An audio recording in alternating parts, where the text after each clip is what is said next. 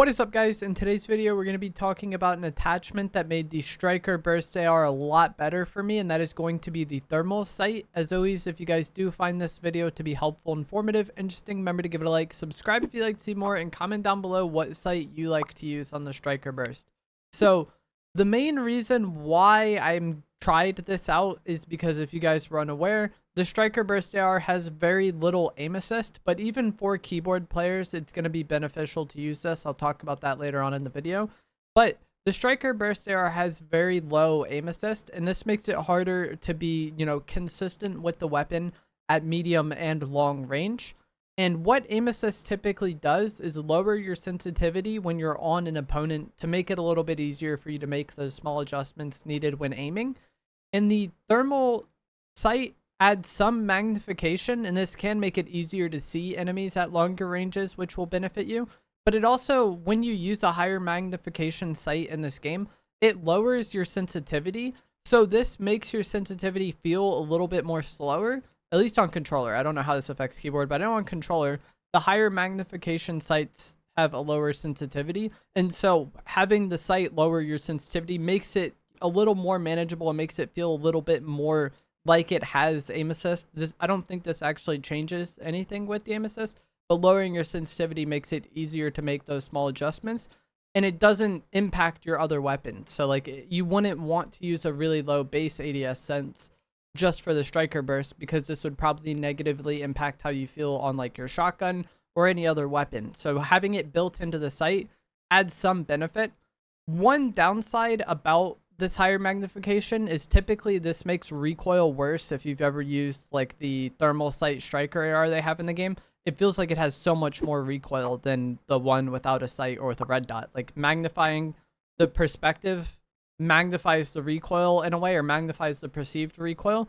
And that was something that I was somewhat concerned about, but I don't think this is that much of a problem with the Striker Burst, because it's already a really low recoil weapon. But I do also use the vertical grip and the muzzle brake for even less recoil. The thing I was most worried about this was how it would do in kind of like skirmishy jetpack fights, because I feel like that's how a lot of fights play out this season.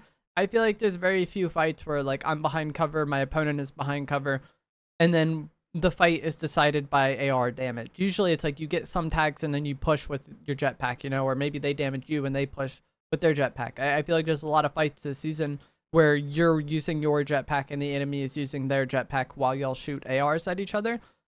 Even if that isn't the entirety of a fight, I feel like it usually becomes that. And I was worried about how the higher zoom would feel in those situations, and if it would make the weapon feel like trash in those fights. And I didn't really have that perception at all while playing. Like, that was something I was worried about and went into expecting to not like. And it felt fine to me still, so I wouldn't worry about that too much. That was like my main kind of thing making me not want to try this, but it still felt fine in those like medium range kind of skirmishy jetpack fights. So I thought that was actually very good, and I was very surprised by that.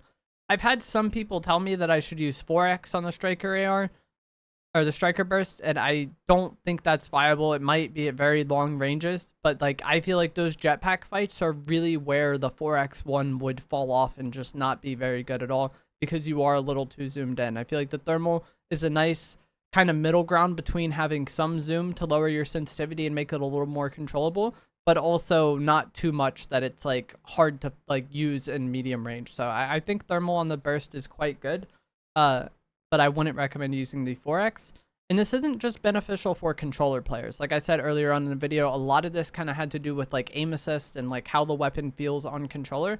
But even keyboard and mouse pro players in like competitive builds, from what I've seen, are using thermal sight on their Striker Burst AR to get surge tags. So even the best of the best players in the game on keyboard and mouse are taking advantage of this sight. So I don't think it's exclusively a controller thing. And I think if you are someone who has struggled with the Striker Burst AR, even if you aren't, I would recommend trying this out and seeing how it goes. Like I said, I kind of went into it expecting to not like it, but I was pleasantly surprised, and it did feel a lot more viable, or I felt a lot better than I typically feel with the Striker Burst AR, especially in those medium to long range fights. And I really didn't feel like I was missing out on anything in the more close range jetpack fights.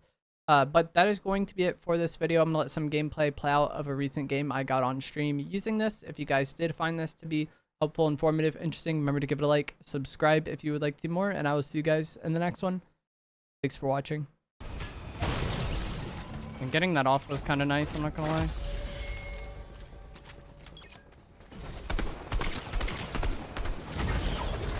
I wanted to dash.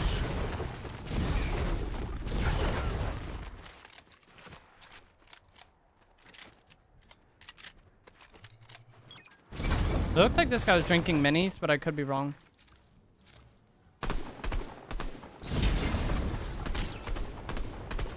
That's very not ideal, because I can't even push that kill because there was people over there.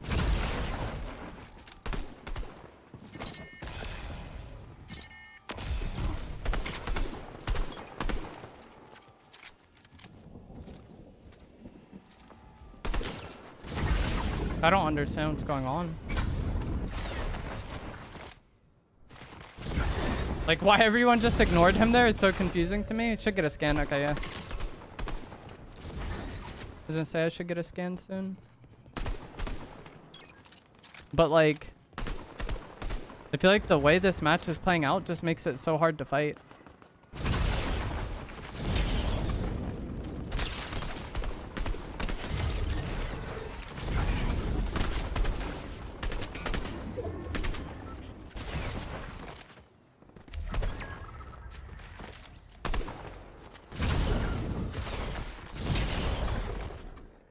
The medallion I killed is Mysterio.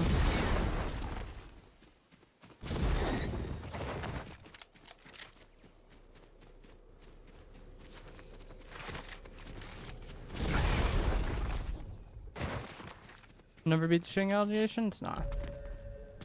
What's that dude's name? I don't know. It's annoying though. It takes up so much space in the kill feed.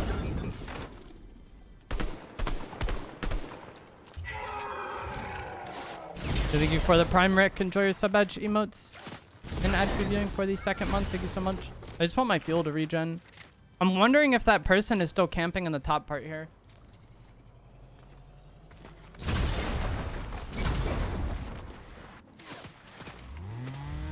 Oh no, this car is so weak.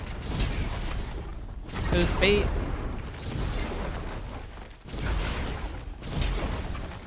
I'm like concerned about my jetpack fuel. There's like a ghost car haunting this area.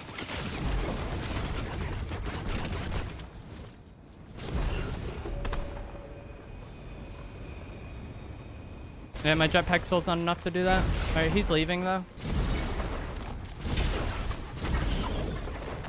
I want him to go ahead. This is so bad. I don't know why he's playing this building, because we like zone is gonna force us out of here, so him like going ahead and then like maybe getting into a fight with the other person would be ideal for me. But now he's gonna be behind me.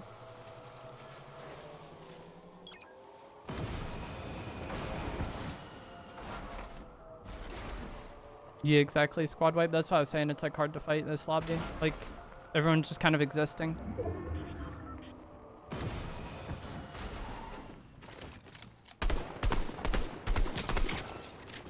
Thing. If I got like more damage there, that would have been very good for me, because this guy is like the biggest problem. I think if I hit him again, he'll probably get in the car and leave. I'm very confused now, because now I can pickaxe. Alrighty then.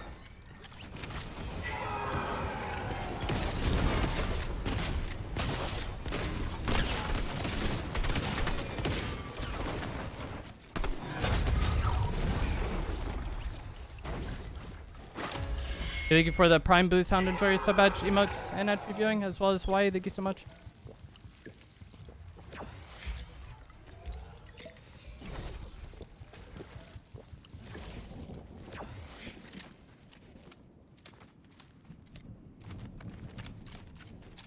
One v one. This guy, I think, kind of beat me earlier. 86 damage there is so good for me. I don't think zone forces him out though.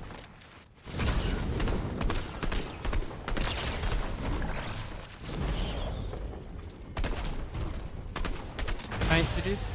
Oh, I didn't have a crown that whole time? I definitely could have had one. I killed several crown players. I just thought I already had one.